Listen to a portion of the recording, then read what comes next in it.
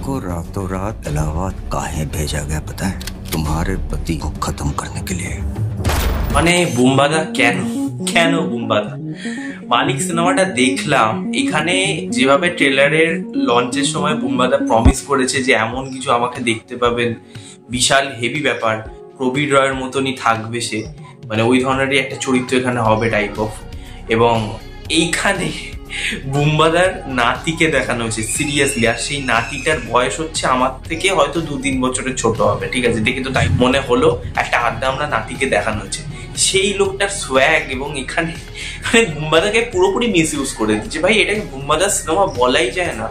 প্রসেনজিৎ চ্যাটার্জি এটা কি দেখে সাইন করেছে এই সিনেমাটাকে, মানে আমি জানি না এত কি পয়সার মানে কম হয়ে গেল নাকি যে এই সিনেমাটা করতে হবে।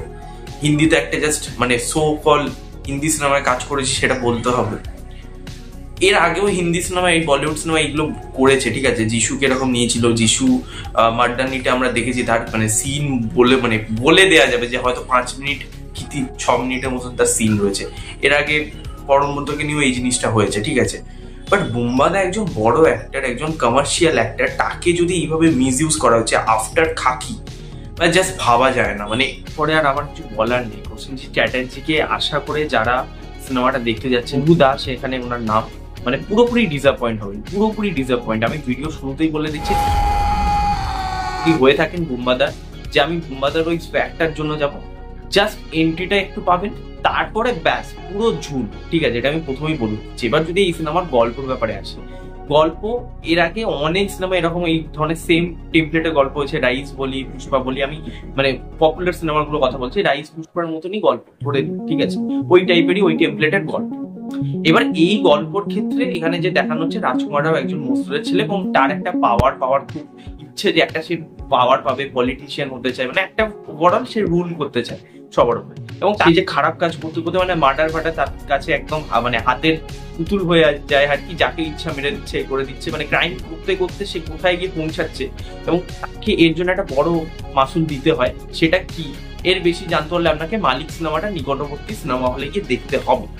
এবার এই সিনেমার পজিটিভ দিক, নেগেটিভ দিক, সবার প্রথম আমি যদি পজিটিভ দিকের কথা বলি, এই সিনেমার কাছে মানে আমার জন্য অ্যাকচুয়ালি এই সিনেমার খুব কমই পজিটিভ দিক আছে। সবার প্রথম যে বিষয়টা আমি বলতে চাই, এই সিনেমাটা কিন্তু আমি খুব একটা যে এক্সপেকটেশন নিয়ে গেছিলাম তা নয়।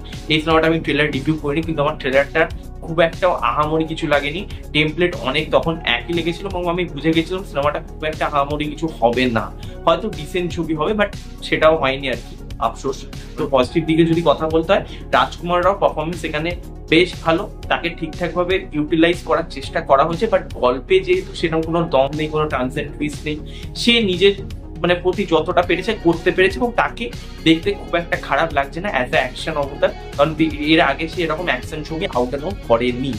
এবার সেকেন্ড পজিটিভ দিক যদি বলে, এই সিনেমার ডায়লগুলো ডেফিনেটলি কয়েকটা জায়গায় খুব ভালো লাগে শুনতে, বেশ একটা মাসিক ব্যাপার রয়েছে, ভালো লাগে। ডায়লগ ডেলিভারি গুলো ভালোভাবে হয়েছে, ডায়লগ গুলো ভালোভাবে লেখা হয়েছে।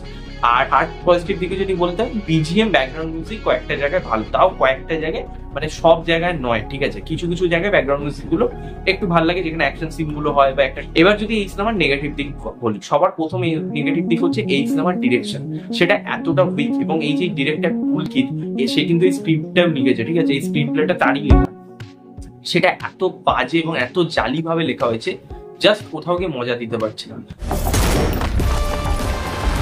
सड़क और पुल भी मालिक बनाएगा, तो व्यापारी लोग क्या बनाएंगे? মেন প্রোটাগনিস্ট অর্থাৎ রাজকুমার রাও ক্যারেক্টারটা, তার অ্যাকচুয়ালি কি মোটিভ সেটা এখানে কোনোভাবে এস্টাবলিশই করা হয়নি। জাস্ট মানে দেখি যাচ্ছে সে কি একের পর এক ক্রাইম করে যাচ্ছে। এবং আপনি দেখবেন এই ধরনের সিনেমায় কিন্তু একটা সবচেয়ে বড় যে জিনিসটা খেলে, এই যে হিরোদের, তাদের তো কাইন্ড অফ অ্যান্টি হিরো টাইপের ট্রিট করা হয়, যে তারা খারাপ কাজ করছে, তারা ক্রাইম করে যাচ্ছে, কিন্তু সেটা কিন্তু ভালোর জন্য করছে, মানে তার ভালোর দিকটাও দেখা হচ্ছে।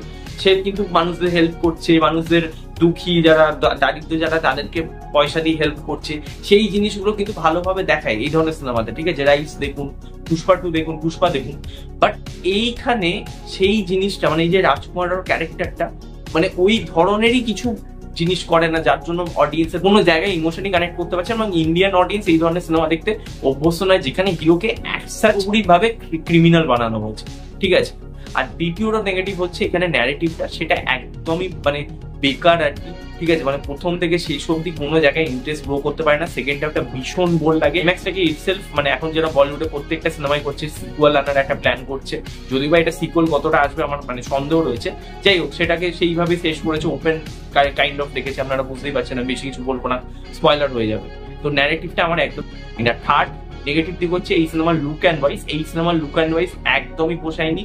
মানে অনেক সিনেমার সাথে সিমিলারিটি, ঠিক আছে। মানে সিনেমার যে কালার গ্রেডিং, সিনেমার যে কিছু ক্যামেরা মুভমেন্ট, সেগুলো কিন্তু অনেক সিমিলার রয়েছে। বেশ কিছু রকম টেমপ্লেটের সিনেমা হয়ে গেছে, তাই জন্য অ্যাকচুয়ালি আমাদের খুব সিমিলার লাগছে, কোনো রকম এক্সট্রাঅর্ডিনারি কিছু মনে হচ্ছে না। বড় নেগেটিভ দিক যেটা হচ্ছে সেটা আমি প্রথমেই বললাম, প্রসেনজিৎ চ্যাটার্জিকে ঠিকঠাক ইউজ করেনি, এবং বাদ বাকি মানসী চিল্লার তাদের কারোর অভিনয় আমার কাছে খুব একটা বেশি ভালো লাগেনি, এবং তাদের কেন রেখেছে মানে না রাখলেও কোনো যায় আসতো না, ঠিক আছে।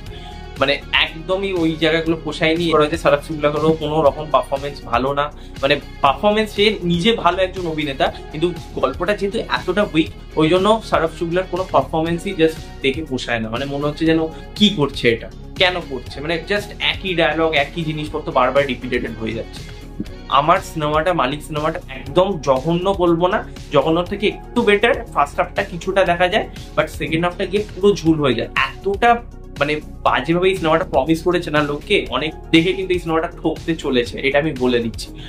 আর একটা বিষয়, এখানে জাস্ট এই যে একটা নতুন ট্রেন্ড চলেছে যে অ্যাকশন, ঘোর, ভাইলেন্স এগুলোকে বেশি পরিমাণে দেখাতে হবে, এখানে জাস্ট কোনো সেন্সই তৈরি হয় না। কেন ঘোর জিনিসপত্র, অ্যাকশন গুলো এত পরিমাণে হচ্ছে, জাস্ট কোনো সেন্স নেই। জাস্ট ওই যে একটা অডিয়েন্সকে টার্গেট করতে হবে, তাই জন্য সেটাকে জাস্ট অ্যাড করা হচ্ছে। I gives 3 out of 10। হ্যাঁ, সিনেমাটাকে এর বেশি আমি দিতে পারবো না, 10-এ 3ই দেবো, কারণ আমার ভাই সত্যি কথা বলছি পোষায়নি ভিডিওটা। এবং ভিডিওটা ভালো লাগলে লাইক করবেন, শেয়ার করবেন, এবং অবশ্যই কমেন্টে জানাবেন আপনি যদি মালিক সিনেমাটা দেখে থাকেন আপনার কেমন লেগেছে। বেশি বেশি করে শেয়ার করবেন, এবং আর কি করবেন। নেক্সট ভিডিও দেখা হবে, টাটা।